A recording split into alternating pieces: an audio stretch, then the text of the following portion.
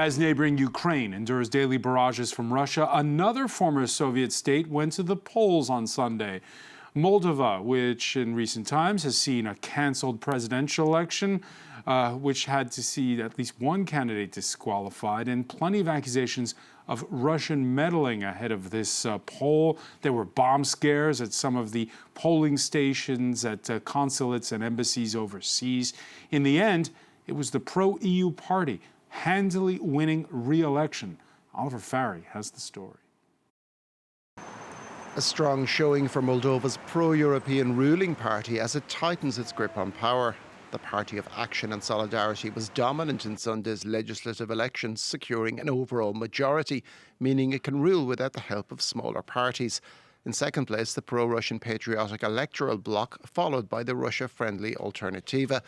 The election was seen as a pivotal choice between Moldova's path towards the European Union or a potential slide backwards into Moscow's orbit. Authorities say the vote Sunday didn't go without interference, with cyber attacks targeting election systems and hoax bomb scares at polling stations abroad.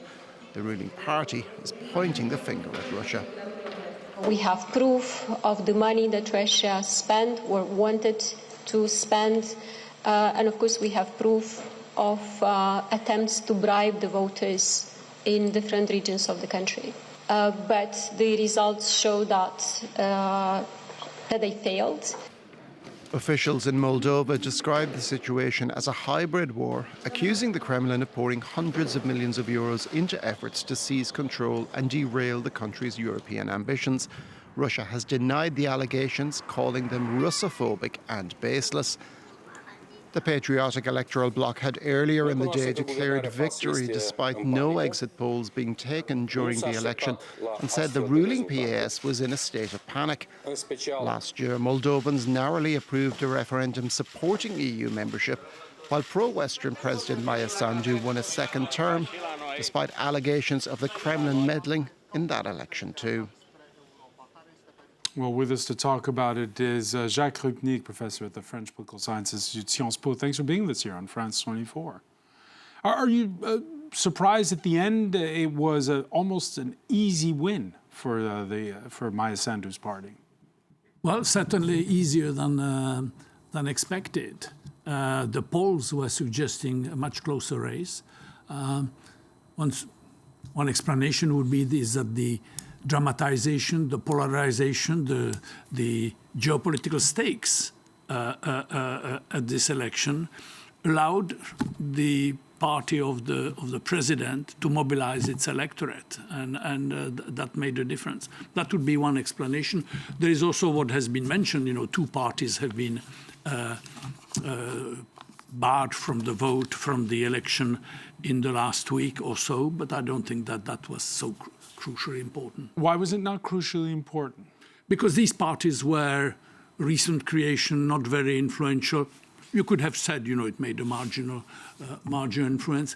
It's more the signal that you send. If you bar a party just on the eve of an election, you better have a very good argument for that. Yeah, there is some contention about it, but the turnout was slightly higher, 54%. Yeah, you have about half of the electorate, and the presidential party won by half of the vote. So that's quite easy. And the main opposition force has about a quarter of the vote. So that's it. That's a quite convincing victory. It means that they won't have to search for a coalition, which would have been very difficult. That would have made, I think, the decision of the president much more difficult. And so from that point of view, the political stability should be there. It shouldn't encourage complacency because, this government has been in place for the last 4 years, and the balance sheet is not that great. I mean, you have a growth in 4 years of 0.5%.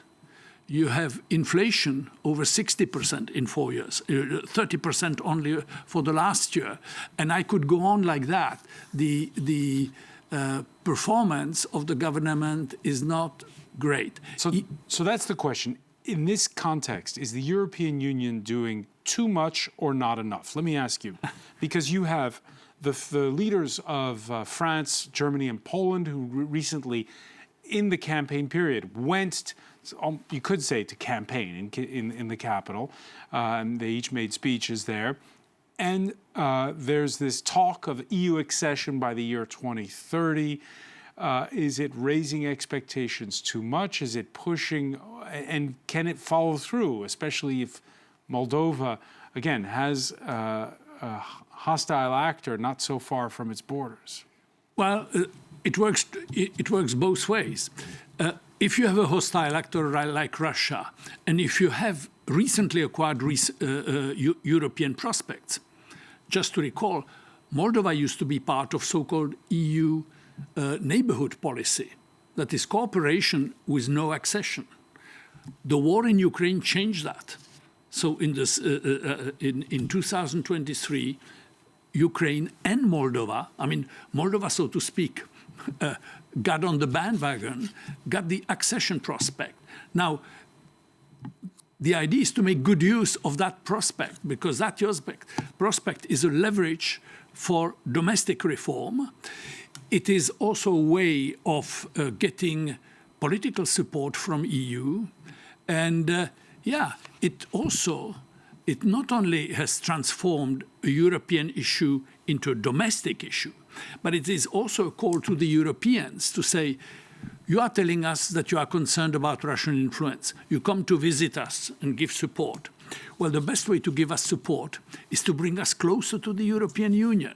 We want accession.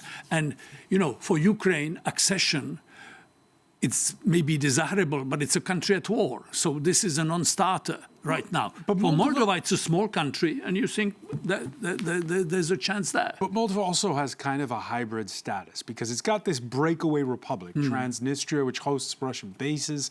The Russians have never let go of their foothold there. Yeah. We talk about trying to avoid direct confrontation with Moscow. Would EU accession be a direct confrontation with Russia? Well, not necessarily. First of all, Transnistria, this region that has, in fact, voted many years ago, some 20 years ago, they had a referendum on attachment to Russia. They voted for it. Russia never followed suit. Didn't bother even to answer the call for. Why? Because the Russians prefer to have a pressure tool on Moldova. Does it mean that Moldova couldn't join the European Union? I'm not sure, because Moldova right now is in a very poor economic state. The bond with Russia is not delivering that much. We see that the party,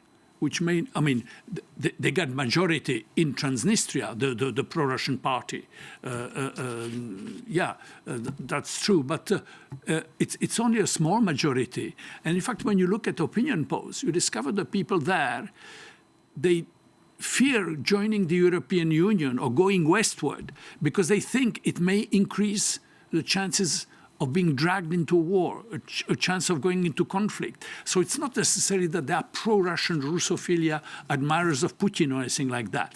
They simply want to stay away from what happened to Ukraine. Basically, the idea is, and this is what Russian propaganda has often said, the closer you get to the West, to the European Union, like what Ukraine did in 2014, the more you go that way, the bigger the chances of being in a confrontation with Russia. So you want to scare part of the population. And I think that, some of them are, ready to follow, to listen to this argument, but they're clearly in a minority. With war on this continent, Jacques Rupnik, every time there's an election, either inside the European Union or on its borders, Brussels holds its breath. How much is it holding its breath over the next election later this in the coming month, the one in the Czech Republic for president?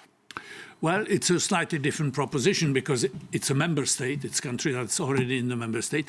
It's a democracy that has been functioning for 30 years.